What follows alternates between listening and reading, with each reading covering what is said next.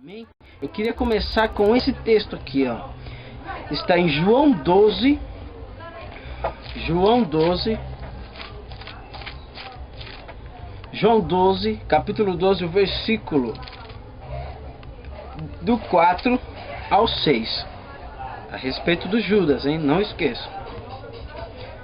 Do 4 ao 6. Então um dos seus discípulos, Judas Iscariotes, filho de Simão, o qual havia de traí-lo, disse: por que não se vendeu este unguento por 300 dinheiro e não se deu aos pobres? Porque 6. Isso é a opinião de João. Ora, ele disse isso não pelo cuidado que tivesse dos pobres, mas porque era ladrão e tinha a bolsa e tirava o que ali estava.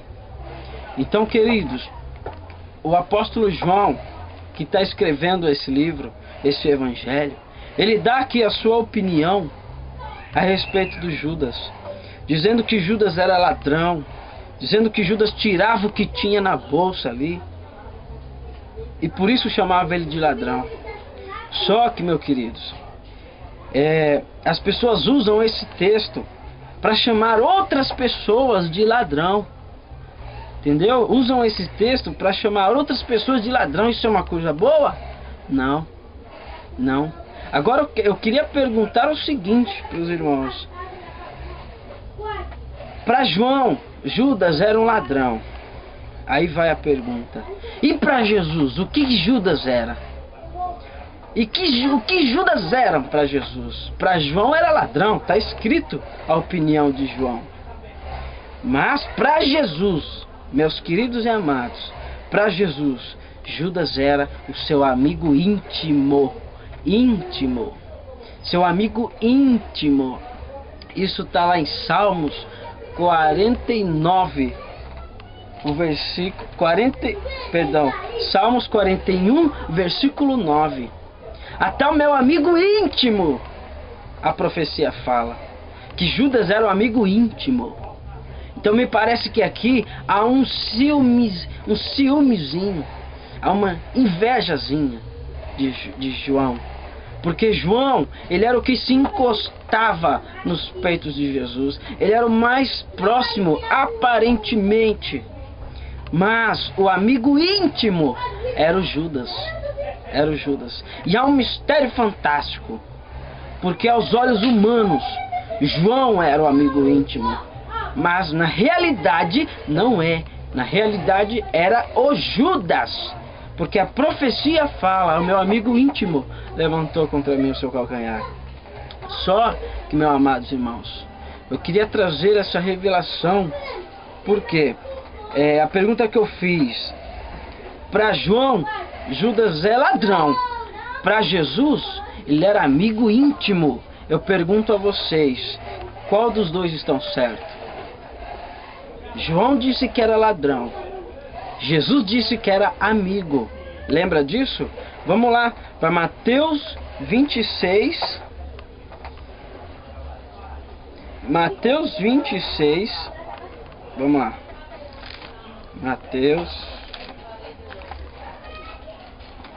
26. Sem pressa, irmãos. Para quem ama a verdade, isso vai ser uma revelação fantástica. Ó, Mateus 26, do 48 ao 50. E o que traía tinha-lhe dado um sinal, dizendo: o que eu beijar, este prendei-o. E logo aproximaram de Jesus e disse: eu te saudo, Rabi. E o beijou. Jesus, porém, disse-lhe: amigo, a que vieste? Jesus chama o Judas de amigo. Quem é o João para dizer que Judas era ladrão? Quem somos nós para dizer que alguém é ladrão, que alguém é prostituto, que alguém é homicida, que alguém é traidor? Quem somos nós? Mas porque deixaram escrito que Judas foi traidor. Traidor. Todos nós chamamos o Judas de traidor. Entendeu? É certo chamar alguém de traidor? Não seria um julgamento, um pré-julgamento? A Bíblia, Paulo fala algo fantástico. Ele fala: nada julgueis antes do tempo. Nada julgueis antes do tempo. Porque cada um de nós vamos dar conta de nós mesmos, irmãos. Então, como somos nós para chamar o Judas de traidor, ou fulano, Beltrano de traidor? Quem somos nós? Então, na opinião de João, Judas era um traidor, mas na opinião de Jesus, ele era amigo. A que vieste, meu amigo? A que viestes, meu amigo? Então, amados, eu estou aqui para dizer o seguinte: o que importa não é o que os homens falam, o que importa é o que Deus fala. O que importa é que Judas vai estar lá no último dia ao lado do mestre. Agora vocês gostaram dessa, né? Eu vou provar nesta Bíblia, porque tiraram tudo a respeito dessa revelação, mas esqueceram detalhes fundamentais, entendeu? Como eu já ouvi a respeito nunca cheguei a ler, gostaria de ler, mas nunca cheguei a ler o Evangelho segundo Judas. Mas eu creio em uma das frases que fala assim, que Jesus fala na intimidade com Judas: tu serás o mais odiado de todos os apóstolos. E eu creio nessa mensagem, porque Judas está sendo odiado por todos os apóstolos, todos os pregadores, todos os ministros. Mas a verdade é outra, e eu vou mostrar para vocês. Abram em Mateus 19. Mateus 19. Vamos lá. Os homens tentou tirar, mas não tirou tudo. Porque, amados, nós temos o Espírito Santo que revela a nós a verdade. O Espírito Santo que nos santifica, que nos abre o entendimento. Ele foi nos dado a nós. Então ele está aqui para nos revelar a verdade. Então não tiraram tudo. E glória a Deus. E dá para me provar para vocês que o Judas vai estar lá e ao lado do nosso mestre Jesus. Muitos irão se escandalizar ao ver a presença de Judas. Vou perguntar: quem é esse aqui? Não, esse é Judas. É um dos 12. Porque eu chamei. E os que eu chamo, a nenhum deles eu lanço fora. Então, queridos, vamos ler comigo Mateus 19, a partir do versículo 25. Olha o que fala. Os seus discípulos, ouvindo isto, admiraram-se muito, dizendo: quem poderá, pois, salvar-se? Será que não é a pergunta que eu e você queríamos falar ou perguntar a Deus? Jesus responde algo tão fantástico. Jesus, olhando para eles, disse-lhe: aos homens é impossível. Impossível. Não há nada que você possa fazer que te leve ao céu, queridos. Jesus está dizendo: aos homens é impossível. Não há chance nenhuma. Mas ele fala: mas para Deus, oh glória, tudo é possível. Tudo é possível. Ele continua. E Pedro, tomando a palavra para falar pelos 12. Pedro está aqui falando pelos 12. E ele fala: e disse-lhe: eis que nós deixamos tudo e te seguimos. O que receberemos? Olha a pergunta que Pedro faz. Jesus responde a revelação a respeito de Judas Iscariotes. Aqueles que você chama de traidor, aqueles que você chama de ladrão. Aí aqui Jesus responde a respeito dele. Versículo 28. E Jesus disse: em verdade vos digo que vós, ou seja, os 12 que me seguiste, quando na regeneração, na ressurreição, o Filho do Homem se assentar no trono da sua glória, também vós assentarei sobre 12 tronos. Está aí, que glória a Jesus, fantástico. Também vós sentareis sobre 12 tronos, para julgar as 12 tribos de Israel. Glória a Jesus. Quantos discípulos ele chamou? 12. E por que está escrito aqui 12 tronos?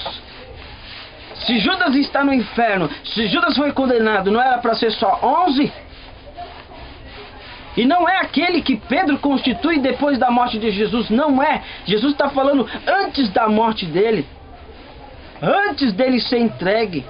Antes da traição, Jesus já está falando. Em verdade, se nós formos contra essa palavra, nós estamos dizendo que Jesus está mentindo. Porque ele diz, em verdade, em verdade.